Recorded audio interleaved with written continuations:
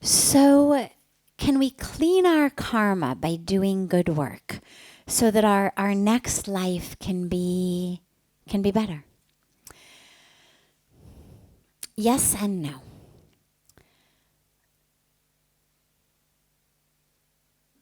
Here's how.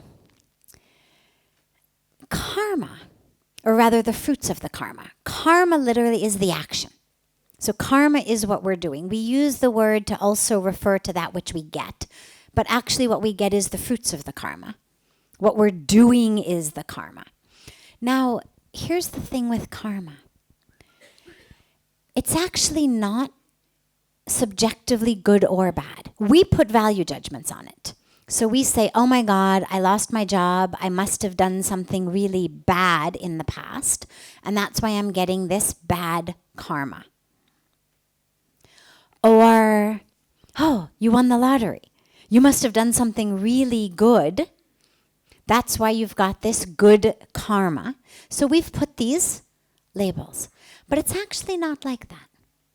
It's much more like, I have an apple tree. Therefore, at some point in my past, I must have planted an apple seed.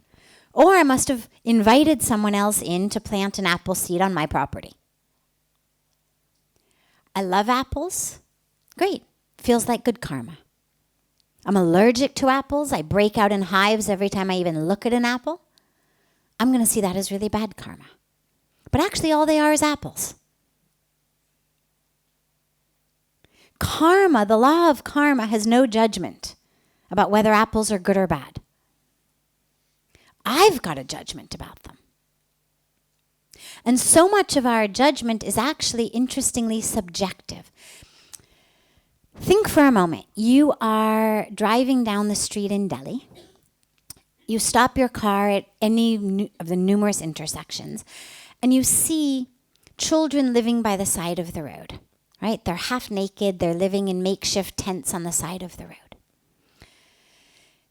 If you happen to be someone who thinks about karma, you might think, oh my God, thank God I did something good in some past life that here I am, warm and comfortable in this car, eating popcorn or potato chips or whatever I'm snacking on while I'm going along, driving to my comfortable house. You look at them and you feel like, God, I've got great karma. I did something great. Thank you, God, for giving me the buddhi to do whatever the good karma I did was that has now put me in this comfortable car compared to these guys. Now fast forward, perhaps only 5 minutes, perhaps a week, perhaps a year, whenever it may be. You're driving your same car down the street. Next to you pulls up a Mercedes.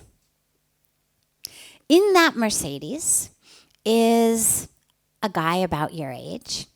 And you can see he's got his arm like this, and he's got some super, super, super expensive watch, and it's got diamonds. You can even see them through the window on his hand, and next to him in the car is a woman who, in your eyes, is like, Miss Universe. And, okay, now you look and you think, oh my God, what did I do? Right? God, I really wish I had this guy's karma. What did I do wrong that I got stuck in this car? And this guy's got the Mercedes. So I give those two quick examples because sometimes whether something's good or bad, even in our own subjective mind, varies minute to minute and moment to moment. I mean, how many people have ever gotten something that you thought was fantastic, you'd really wanted it, only to realize after, oh my God, what had I prayed for? Right? They say, be careful what you wish for, you just might get it.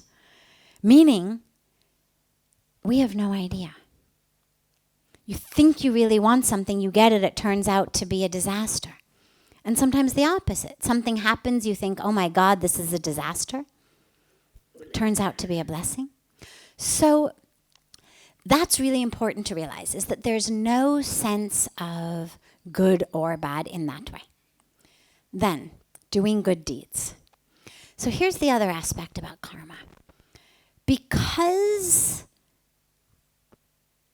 the law of karma is not seeing it as good or bad, it doesn't actually cancel each other out. It's not like your bank account, where if you put in 100 rupees and take out 100 rupees, your account is zero. Or if you're overdrawn by 100 rupees, okay, you've got a negative balance.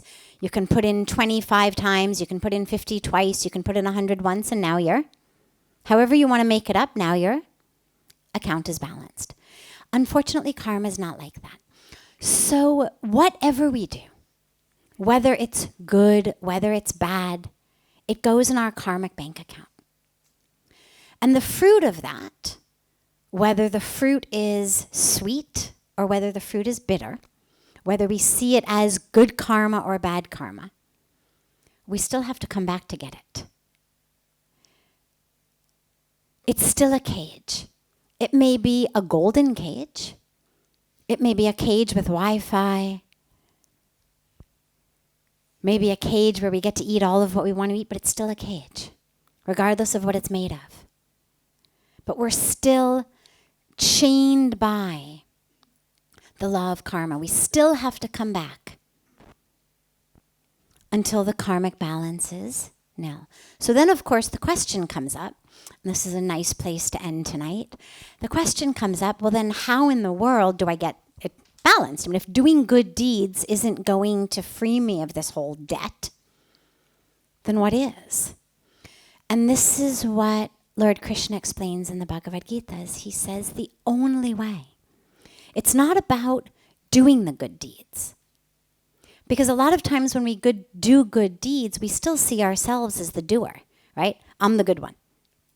I'm the philanthropist. I'm the humanitarian. Why hasn't anybody given me an award this week? Why aren't these people appreciating me? Look how much I'm doing.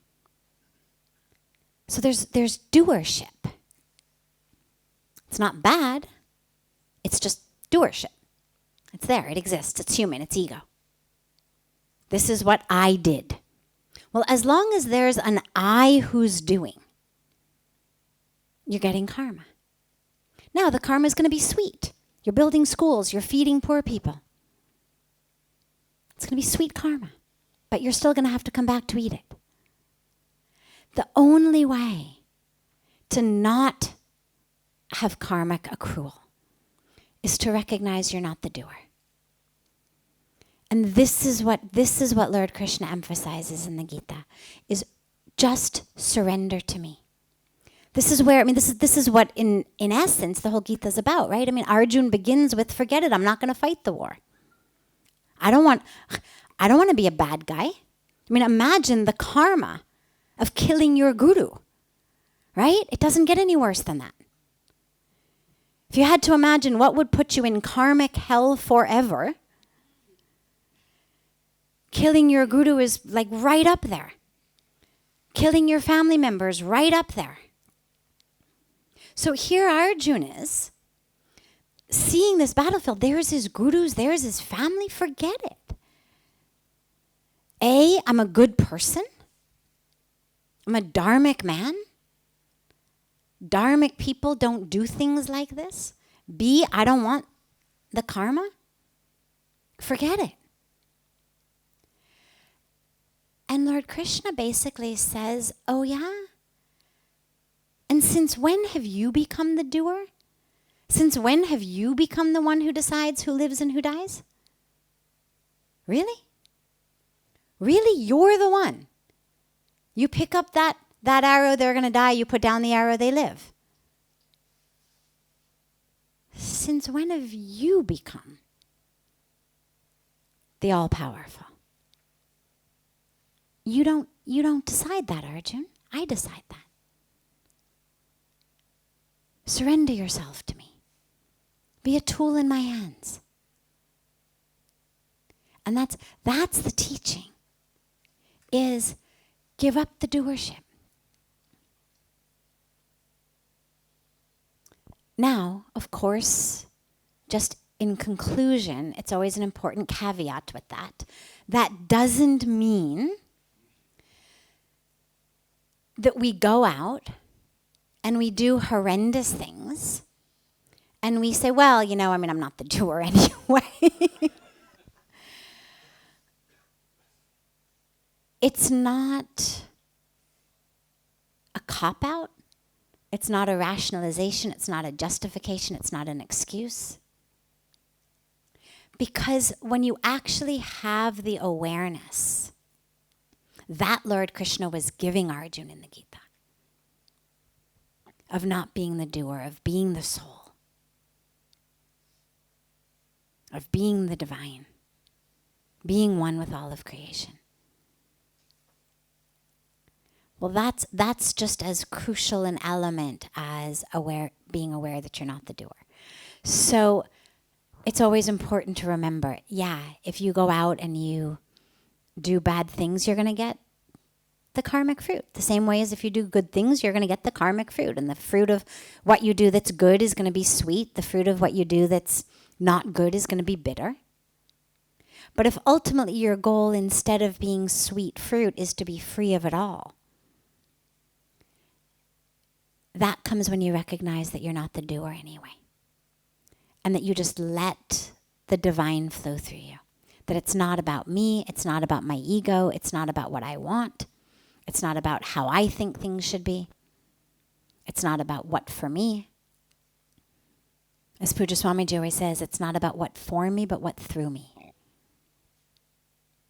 What through me. And that's the only way to actually free yourself of the cycle.